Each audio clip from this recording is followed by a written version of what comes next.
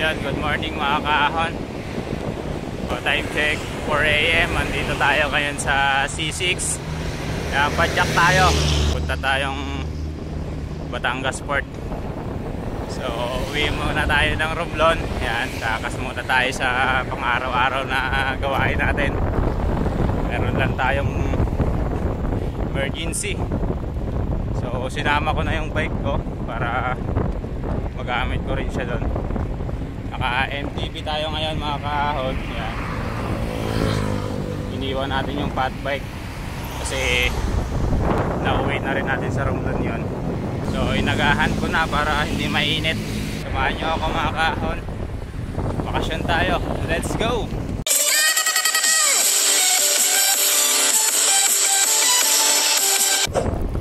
Dito na tayo sa C6 mga kaahon.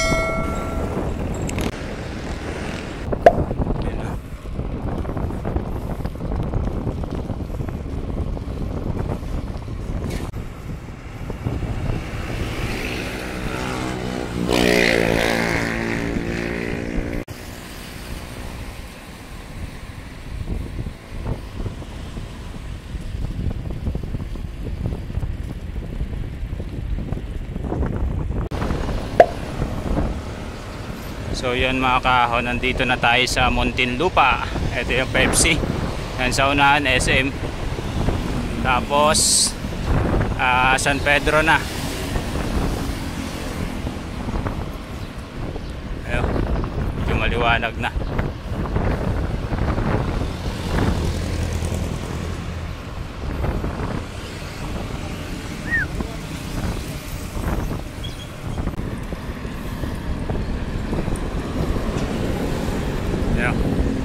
SM Center, Muntinlupa.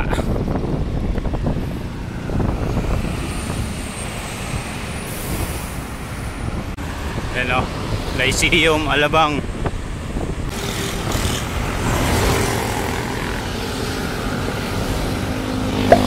O yan mga kaahon, andito na tayo sa Pasita. Yan. Daming aksidente, nakakadalawang aksidente na akong nadaanan. Yung isa patay, nakamotor. Nandun sa may tulay ng San Pedro. Tapos dyan naman sa may complex, nabangga naman ng jeep, yung NMAX, durog. Ride safe sa atin mga kaahon, sa lahat ng pumapadyak. May mga rides papasok sa trabaho. Yan, mag-iingat tayong lahat. So yan mga kaahon, kakalagpas lang natin ng Dita. Konti na lang, Kalamba na. So kanan na tayo sa Kalamba, papuntang Batangas. Medyo madirekta yung araw.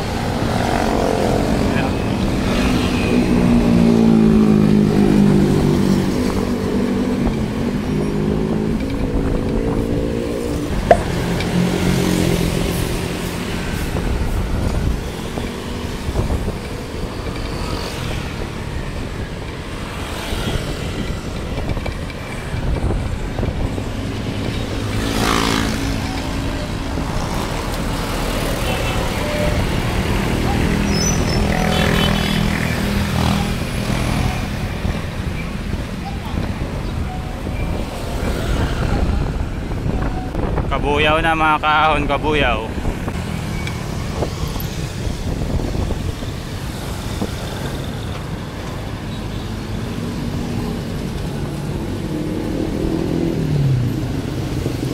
So yan mga kaahon, dito na tayo mga kaahon sa Kalamba.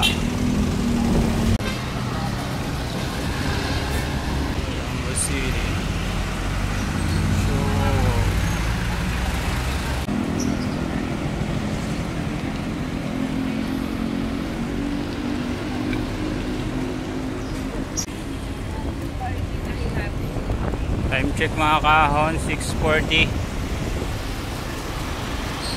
Dito tayo sa SM City, Kalamba. So diretso tayo dito papunta ng Batangas.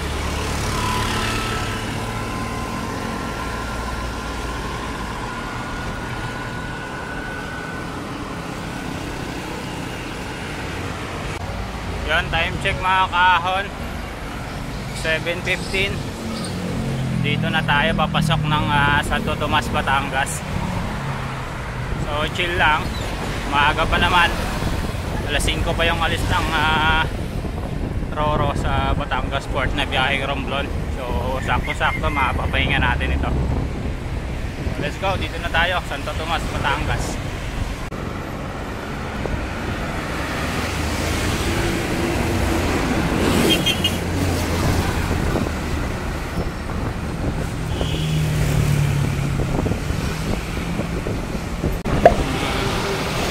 Santo Tomas.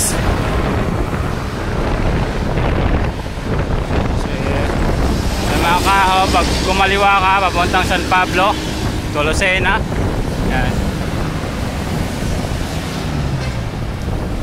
Dito tayo, diretso tayo dahil punta tayong Batangas City.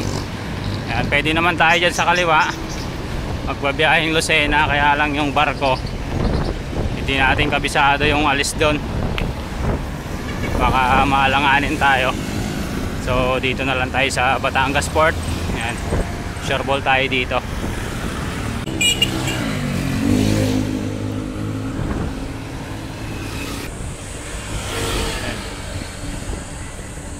Grabe, solid talaga yung kalsada dito mga kaahon sa South.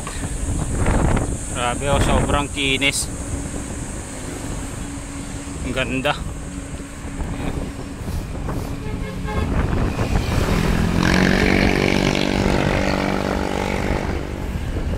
Grabe, ilang beses na rin ako nakapag-ride dito. Ito talaga yung napapansin ko, ang ganda ng kalsada nila. Grabe, shoutout sa mga taga Batangas, ang swerte nyo.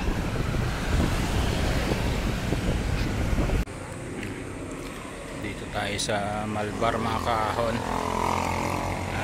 Kape muna.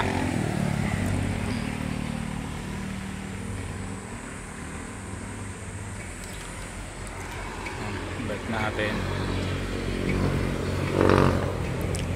Kape muna, kape. So yun, time check mga kaahon, 8:30. Tapos na tayong magkape. Dito tayo ngayon nasa Tanawan, Batangas.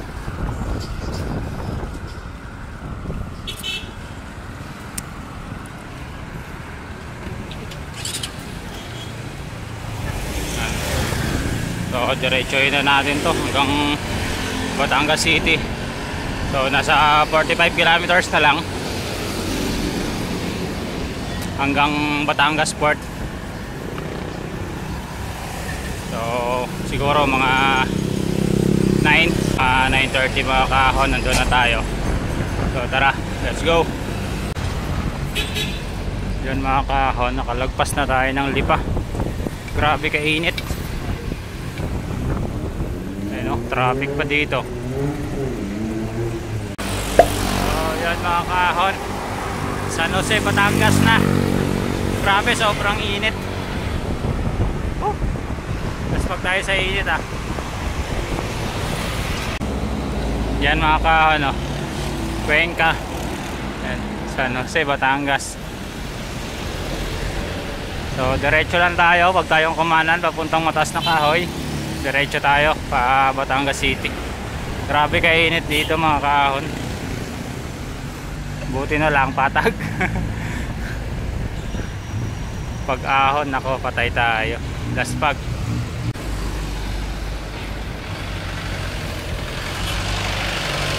Grabe kainit mga kaahon. Buti medyo makulimlim pa ng konti. Ayan. Medyo maulap. Malapit na tayo. Nasa siguro mga 15 kilometers na lang o 20. Batangas City na.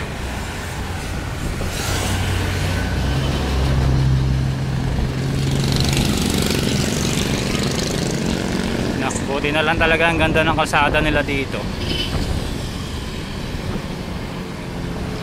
Hindi nakakaumay padyakan mga kaahon. May ahon lusong.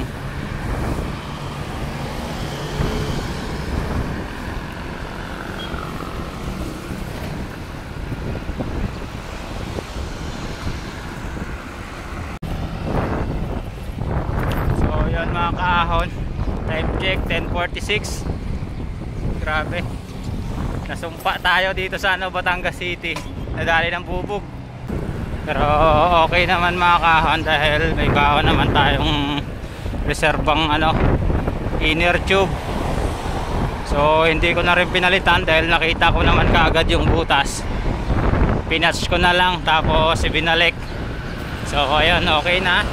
Ayan, diretso na tayo Batangas Port, mag-alas 11 na rin.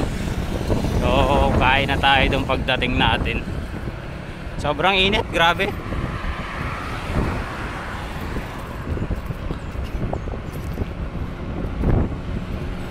So kita-kits sa Batangas Port mga kaahon.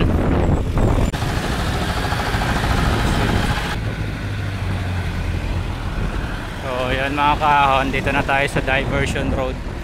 Yan yung Grand Central Terminal. Yan, kung gagamit kayo ng pinagbabawal na technique, yan, pwede kayo sumakay dyan papuntang Manila pag galing kayo dito sa Batangas.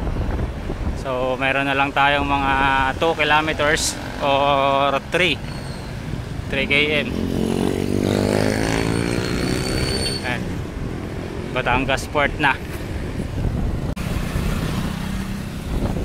So time check 11:09 mga kaahon. Ayan, nandito na tayo sa Batangas Port. Ayan, ito yung nila papuntang gate 1.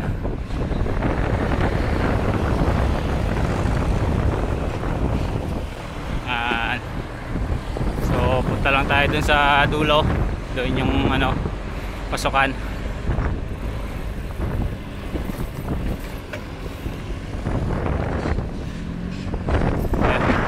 Port. So yan ang mga kaahon, nandito na tayo sa Batangas Port. Yan. Pero hindi tayo papasok dyan. Doon tayo sa kabilang gate para malapit yung lalakarin natin. Dito kasi daming truck baka hindi tayo payagan magbike. So yun na nga mga kaahon, ayan, nandito na tayo sa loob ng terminal ng Batangas Port. Ayan, mayroon na tayong ticket. So waiting na lang tayo sa pag-alis ng barko mga kaahon. So ang pamasahe nga pala natin is 1,224. Yun, libre yung bike mga kaahon dahil kinalas na natin yung gulong sa unahan tsaka binitbit na lang. So ayan, nandito na tayo sa taas ng barko. So kung umabot ka sa part ng video na to mga kaahon, ay maraming salamat sa iyong panunood. Hanggang sa muli mga kaahon, kita-kits tayo sa Romblon. Let's go!